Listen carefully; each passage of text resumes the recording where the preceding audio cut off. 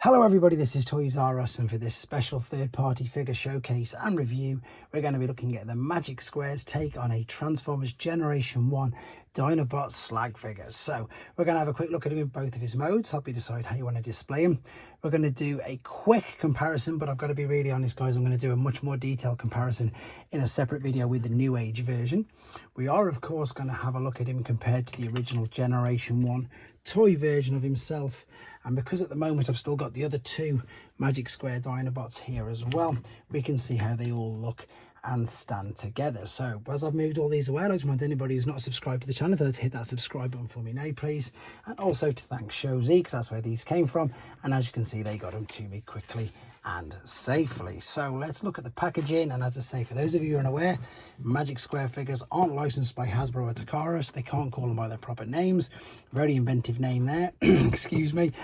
So they have to, as I say, make up their own names. The box though is of course a complete homage to Generation 1, right down to the fact that we've got tech spec on at the back. But what I will say about the boxes is they're lovely, the sheen on them is fantastic, and they just feel great, to be honest. Also comes with a collector's card, also comes with instructions which aren't the greatest, but I will be uploading a separate tutorial for these because, to be honest, they are really quite difficult. Right, this is just going to be very quickly, as I say, I've got a much more in-depth comparison video coming up in a second, well, soon on the channel rather than in a second. So let's have a look at the alternate mode first. So at the moment, I think Magic Square are only doing, at the time we were making this video, the cartoon accurate ones. New Age have gone crazy, we've got about 6 out already, and of course this is just the normal toy deco. So let's just have a look at dimensions first and foremost. So it's about as big as the Generation 1, to be honest. In fact, maybe a touch, maybe just a touch longer, yeah, but just a touch longer in all honesty. But the articulation is a completely different world away compared to this.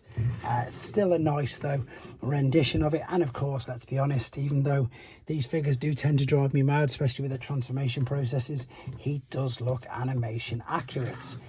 Same as the New Age one, which you can see there. Maybe a little more articulation than the New Age one, but as I said, we'll see that in a lot more detail in the own video. Right, so alternate mode looks great. The jaw does move up and down. The head is on a separate, did I get it out? The head should slide out. It does slide out, but I've got to confess it is scary when it's out. It's on a slider. As I say, I've done this before. I'll try and get it done in a second, because what it does is it means that you can turn the head excuse me, completely like facing the other way. I'll have a go at that in a second. Or maybe I'm getting it mixed up with the New Age, to be honest. I think I'm getting it mixed up with New Age. See, New Age does that. Right guys, if I'm wrong, let me know in the comments. I do like to learn as much about these figures as I thought, well, as possible. So I think it's only New Age that can do that, to be honest. Looking at that, yeah, there we go, I'm completely wrong. It is New Age that can do that, but the head itself should clip back in there like so. The legs, I like the fact that they can do this, so they can literally fall down like I suppose like animals can do with their articulation. These do come out, but they will spin all the way around. There's also got your swivel and your, I suppose, knee bend. The claws, or the toes, shall we say, they're not claws at all. The toes are molded in so they don't move. The back is exactly the same as the front, so it'll swivel all the way around. It'll swivel at the foot rather than at the knee, and again the toes are molded on. You can fill these gaps in by pulling these parts up, and it does fill them gaps in at the back that were visible. Now we can also see there's no articulation in the tail, but again, serves its purpose, looks really good. You could put a fire blast in there if you wanted to. You could also put a sword, not that you'd want to, but you can. And yeah, there's no unfortunate other places to store the weapons, which I say unfortunate, but to be honest, I don't mind that. I don't mind the fact that you can't store them. Right, there's a couple of comparisons coming in now for size. So deluxe mainline,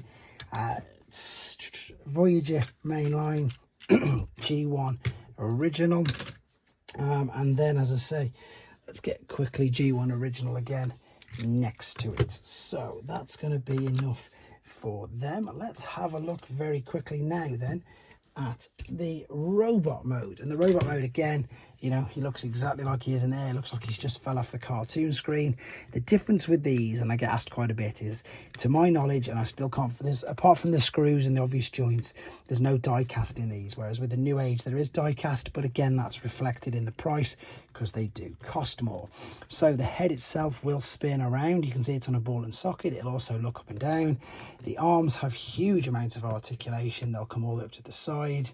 They will swivel all the way around. You've just got to move the parts out of the way, but you can adjust the shoulders on like a butterfly hinge just to be able to move them around as much as you want. Swivel at the bicep flexion, pretty much near enough double or all the way up, shall we say.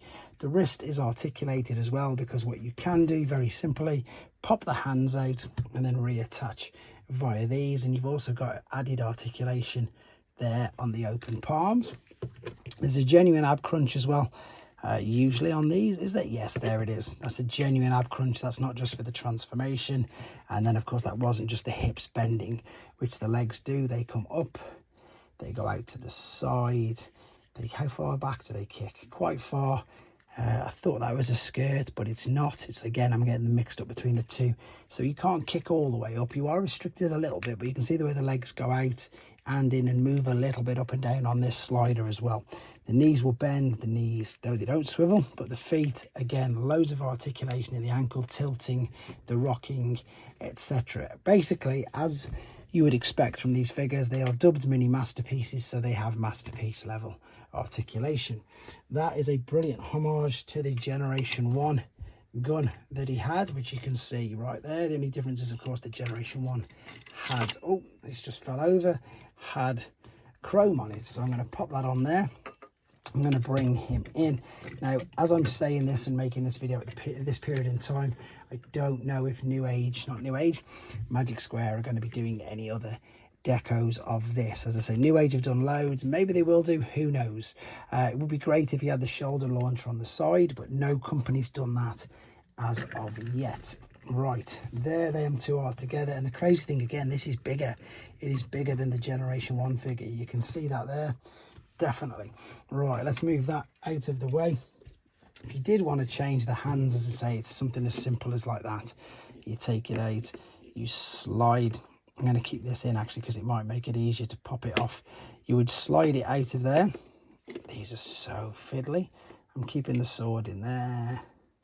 There you go. And which hand is it? It's the left hand, isn't it? So if we pop the left hand in there, close it up. Oh, what have I done here? Bring it together. I folded the side in. There we go. Close it up. It is as simple, even though I made that look a bit difficult, but remember guys, I'm reaching around a camera and it's not right in front of me, so it's that easy to change. Personally, I don't like the open palm ones.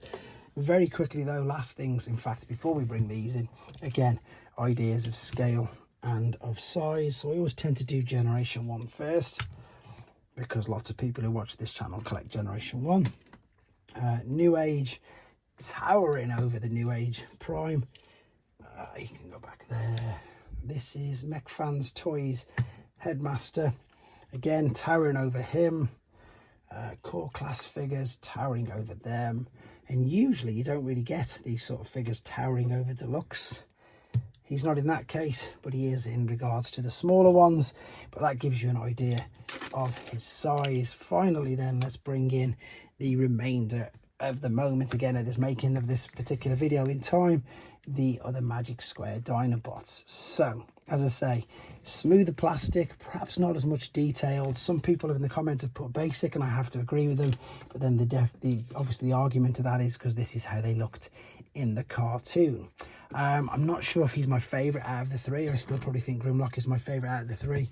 But otherwise, they do look pretty good together. There you go, guys. That is Magic Square's take on a G1 slag figure. There you go, guys. Let me know what you think in the comments. Take care.